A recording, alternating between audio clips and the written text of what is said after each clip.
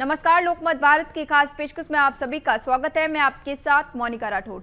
लोकसभा चुनाव 2024 के नतीजों ने भारतीय राजनीति में कई भ्रम तोड़े हैं। भले ही भाजपा को 2019 की 303 सीटों के मुकाबले 240 सीटों पर संतोष करना पड़ा, लेकिन इसके बावजूद सत्ता पर उसकी पकड़ और राजनीतिक वर्चस्व कमजोर नहीं हुआ। विपक्ष, खासकर कांग्रेस और उसके सहयोगी दल, इस परिणाम को प्रधानमंत्री नरेंद्र मोदी के राजनीतिक अवसान के रूप में देखने लगे, लेकिन बाद की घटनाओं ने इस आकलन को गलत साबित कर दिया। आइए देखते हमारी खास रिपोर्ट में। कांग्रेस के लिए 2024 का चुनाव इस मायने में राहत भरा रहा कि उसे 99 सीटें मिली और राहुल गांधी नेता प्रतिपक्ष बने, लेकिन ये उपलब्धि विपक्षी एकजुटता के सहारे मिली, न कि कांग्रेस की अपनी सांगठनिक मजबूती से। जमीनी हकीकत यह है कि लोकसभा चुनाव के बाद हुए विधानसभा और निकाय चुनाव में कांग्रेस का प्रदर्शन लगातार गिरता गया। हरियाणा, महाराष्ट्र, बिहार और दिल्ली जैसे राज्यों में विपक्षी गोलबंदी का केंद्रीय उद्देश्य मुस्लिम वोटों को एकजुट करना रहा, लेकिन ये रणनीति अपेक्षित परिणाम नहीं दे सकी। भाजपा की सफलता का मूल कारण उसका बहुसंख्यक हिंदू राजनीति पर अडिग रहना माना जा रहा है।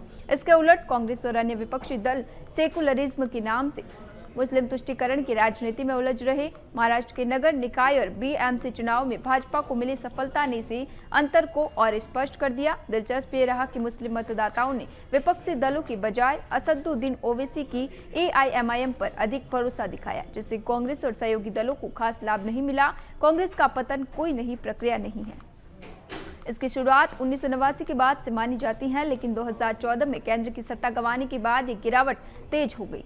2014 में पार्टी को केवल 44 सीटें मिली, 2019 में 52 और 2024 में 99 सीटें मिली। राज्य में भी कांग्रेस की स्थिति लगातार कमजोर हुई है। पंजाब, छत्तीसगढ़ और पुडुचेरी जैसे राज्यों में सत्ता गंवाने के बाद अब वह केवल कर्नाटक, तेलंगाना और हिमाचल प्रदेश में अपने दम पर सरकार चला रही है। झारखंड और तमिलनाडु में वह सहयोगी दल के रूप में सत्ता में है, जहां उसकी भूमिका सीमित है। बंगाल में कांग्रेस लगभग हाशिए पर पहुंच चुकी है, वहां न संगठन मजबूत है और न ही चुनावी उपस्थिति। बिहार में भी कांग्रेस की स्थिति बेहद कमजोर है, जहां महागठबंधन में रहते हुए उसे सिर्फ 6 सीटें मिली और विधायकों के टूटने की आशंका बनी हुई है। कांग्रेस की इस दुर्दशा के पीछे सबसे बड़ा कारण नेतृत्व का संकट माना जा रहा है। पार्टी पर सोनिया गांधी और राहुल गांधी का दबदबा है, जिस पर अब अंदर खाने सवाल उठने लगे हैं। शशि थरूर और दिग्विजय सिंह जैसे वरिष्ठ नेताओं की आलोचना इस असंतोष को दर्शाती हैं। इसके बावजूद नेतृत्व परिवर्तन या गंभीर आत्ममंथन के संकेत नहीं दिखते।